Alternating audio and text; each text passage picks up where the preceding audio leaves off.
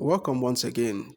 Today we look at the just concluded Anambra state governorship election, in which the people of Anambra have returned Charles Soludo as governor, handing him a second term in office.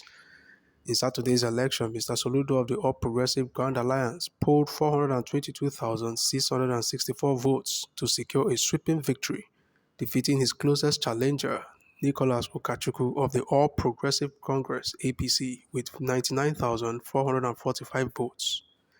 The Young Progressive Party candidate Paul Chukwuma came third with 37,753 votes, while his counterpart from the Labour Party, George Mohalu, claimed the fourth position in the election with 10,576 votes.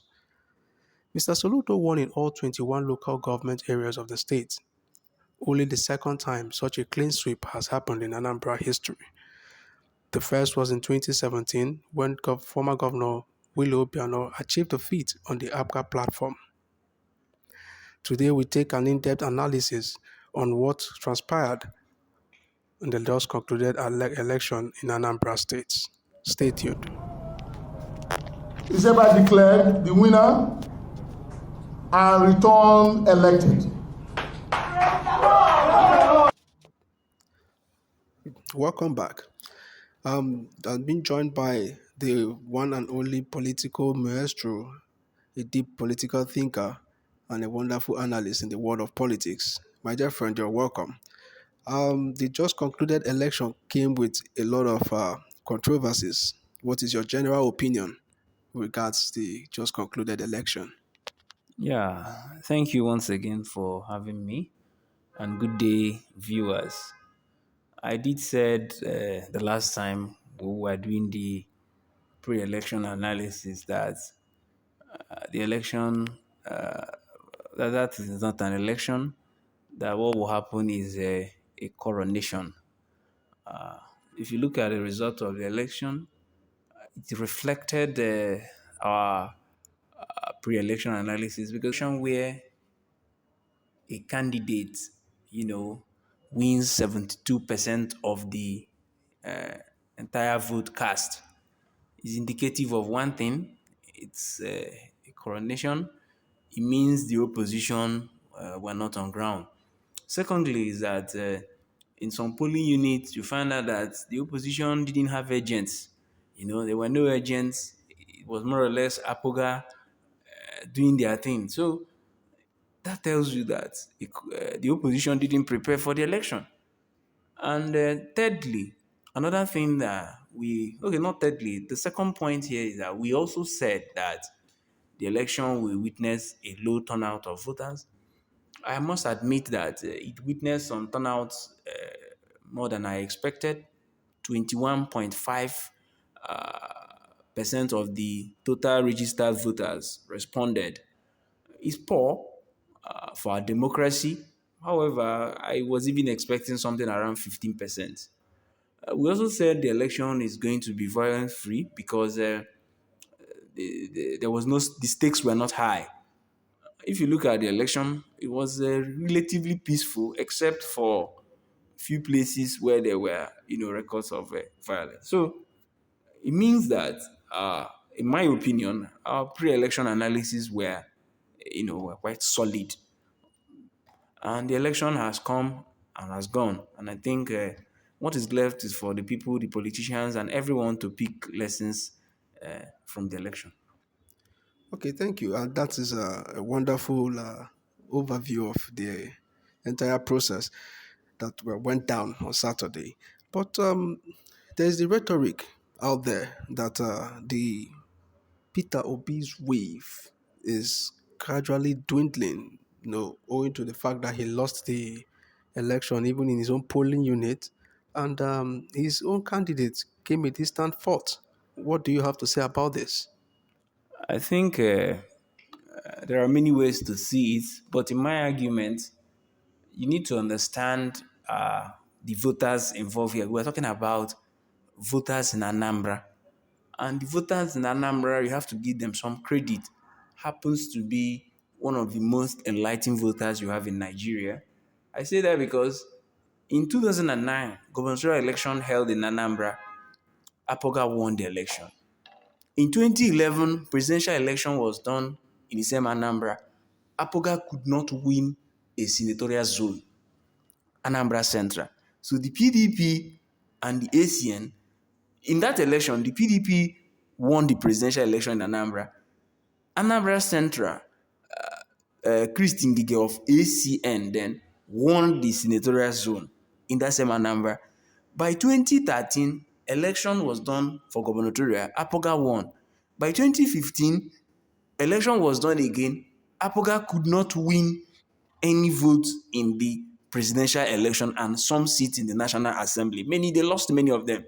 So it gives you an idea about the nature of the voters in Anambra. That's it. Then another way to also see it is that this is not the first time Peter Obi's candidates are losing in the gubernatorial election.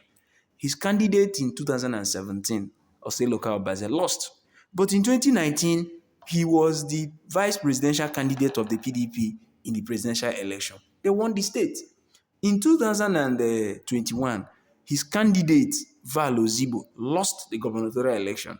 By 2023, when election was done for the presidential in Anambra, Labour Party, which was his party and he was the presidential candidate, won. So my argument is that we will try to see that when the presidential election will happen in Anambra. But one thing is clear, the Anambra voter is enlightened, they know what they are doing, and they understand the political process. And another way to also see it is that we may also see it from the fact that the Anambra voters want to conserve Apoga. They understand the implication that kicking Apoga out of power, that it may be difficult for them to regain power, and that may lead to the end of the party. So you also have to see it from that dimension. So be that as it may, like I said, as we go, we will find out whether the wave is dying. Then the final way to also see it is that the majority of the voters in Anambra are Igbos.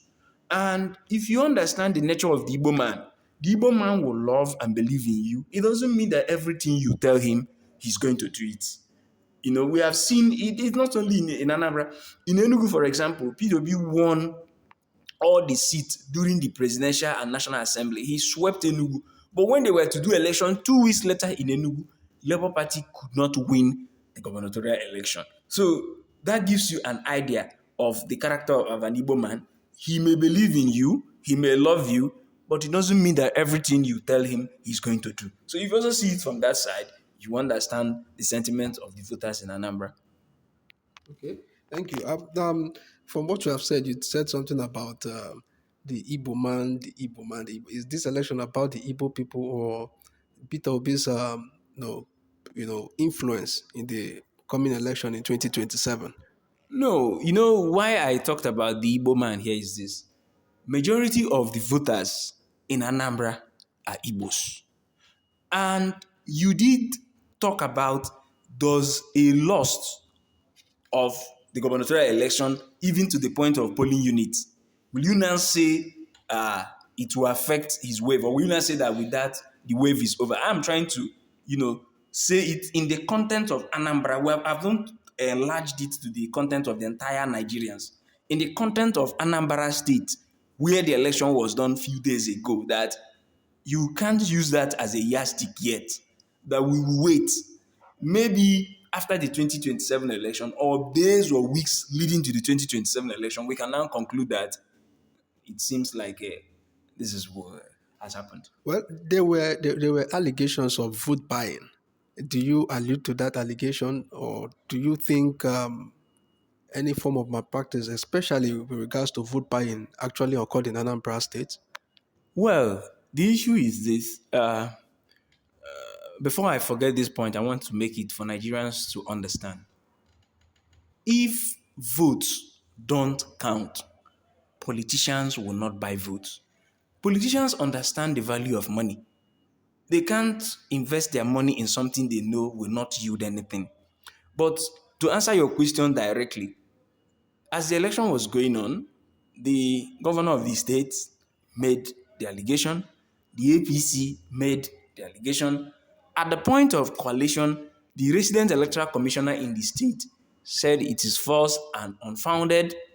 But we watch visuals in the elections. So we watch videos, and those videos are not AI generated. They were real videos, And we saw money exchange hands in the videos. We also saw, other things that were not monetary, maybe food or drinks exchange hands. So to some extent, money, played a role in this election. And we also saw visual of someone with cartons of money caught. So what we need to say is this: that the security agency, particularly the EFCC and the police, should be up and doing. Vote buying is a crime in this country. Well, I can agree with you. Vote buying is actually a crime, but we can't really say who was responsible for the vote buying or the pictures you saw, whether they are AI generated or not. But let's continue. But there's also another insinuation about some sort of coronation. You mentioned that in your earlier assessment, and I wonder, what do you really mean by coronation rather than election in Anambra State? Thank you so much. Election is a context, it's about contestation, and particularly contestation of ideas. What is your idea about education? What is my own idea about education? What the voters will have the opportunity to do is to compare our ideas and know which one is more realistic or which one is good for them. In this election, we did not see that. So that's the first point. So we only saw one man talking and campaigning. Secondly, is that if you look at this election very well, the other candidate did not do campaign. They were not campaigning in most places. We didn't see them campaign vigorously. We saw only one candidate campaign vigorously.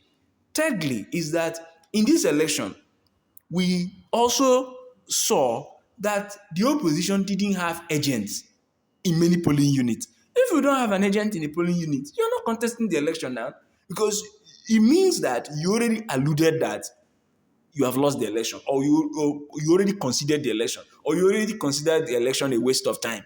Because for you to get agents, you have to pay them, you have to mobilize them, you have to keep them on guard. So all that, we didn't see it happen in this election. Again, or the fourth reason is that this is the first time, to the best of my knowledge, that Anambra State is having an election and there was no gubernatorial debate. We didn't see the candidate sit in a hall, debate on ideas about how the state is going to be governed after this election. We didn't see that happen. And the final thing, which is also a summary of everything, the opposition clearly did not show seriousness. They did not show they were prepared. It appeared they considered the election even before the election date. So if that happens, then it's no longer a contest. It was just a walkover. And that makes it a coronation. Democracy is a contest. It should be contentious, and we didn't see that happen in this election. So that's why I think what happened on Saturday was more or less a coronation instead of an election. All right, but do you believe that the Anambra election was violence free? Do you believe there was no rancor?